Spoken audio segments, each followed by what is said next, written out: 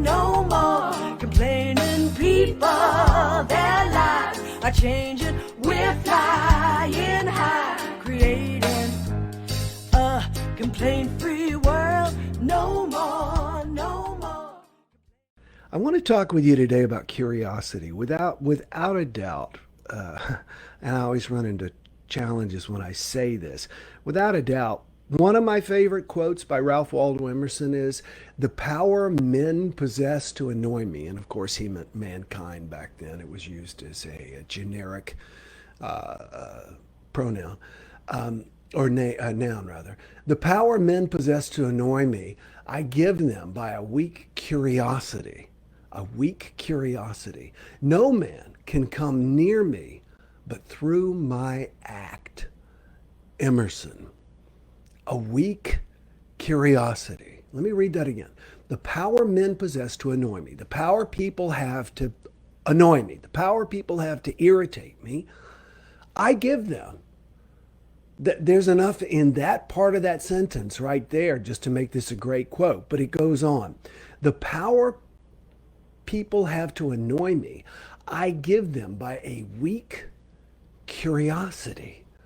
A weak curiosity. Our curiosity about people is weak. Absolutely. Our certainty is far too strong. And that's not only what creates conflict amongst us overtly, it's what creates conflict covertly. That inside of us, where we have this irritation and irritability about other people. Now, here we go. A weak curiosity. A weak curiosity. It seems that so often, and I notice that this is a trigger for complainers, is that something will happen and we will create a story in our mind as to why the other person did it. I mean, I remember when I was married, we would be getting ready to have a party or something like that. And I would put something over here. You know, the drinks we want to put over here. So I put the drinks over here. And then I would go off and do something, getting the yard ready to look nice or something. And then she would come in and she would move the drinks over there, you know. And in my mind, I had a perfectly good reason. And the challenge is that often we find ourselves going, if we're not careful, this person did this just to irritate me. And why didn't this person ask me? The question is always, why did this person do this to me? When in reality, rarely, if ever, is it done to us. It is done without very little consideration to us, but we ascribe this meaning to it. So the question we ask ourselves is the wrong question. We have a weak curiosity. If we ask ourselves a question if at all, it's how dare you, you know, instead of I wonder why you. And let me take this more globally than little tasks around the house and things like that. It's also true in our relationships with people in the world. We look at people and we judge them. We see them in the supermarket and we judge them. We make up a story about them and we define them. The mind does that because it's lazy and it's easy to do. It's very easy to label somebody. And as Wayne Dyer says, once you label me, you negate me. I then become that label. And so often, and there's a reason for this. It's part of our protecting ourselves. We have to identify threats. We have to identify mates, you know? And so now we've gotten that a lot cleaner to where we identify people politically and racially and everything like that. And oftentimes our mind wants to be critical in doing so. And what Emerson is telling us, we need to stop labeling people. We need to stop having certainty. We need to have curiosity. And that means literally asking ourselves, I wonder why? With no angst, upset, irritation, but simply asking ourselves, I wonder why that person did that. You know, Eckhart Tolle says that if we grew up with the same parents, same DNA, and same conditions that that other person grew up with, we would grow up exactly the same way. Now, whether that's psychologically and physiologically true, I think there's a lot of truth to it. And that is that it is so easy for us to judge other people when we haven't had all the life experience they've had. And what's amazing is we don't like to be judged, not a single one of us. You don't know me. You don't know what I've been through. You don't know what's important to me. You don't know what has hurt me. You don't know what I aspire to be. And that's the reason I am the way I am. Having a curiosity rather than a certainty is what keeps us from getting upset with other people. I was working on this little video to explain my new complaint-free meditation program, which I've shared very consistently with you all this morning. And I was working on it yesterday with my daughter, Leah.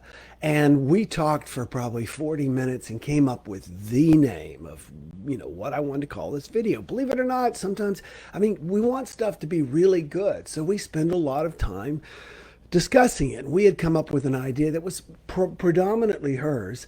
And then as I started working on the structure of what I wanted to say, I realized the title didn't really work, so I tweaked it. And rather than thinking, now, Dad, we wasted 40 minutes. Leah thinking, Dad, we wasted 40 minutes. We talked this through, and then just what did you do? You changed it. You know what you wanted to know?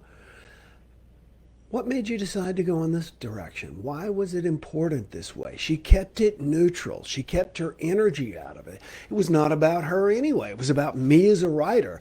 I couldn't fit what I wanted to share with you about meditation in this program all in about a 3-minute video and fulfill a title, So she kept it neutral and she asked, I wonder why.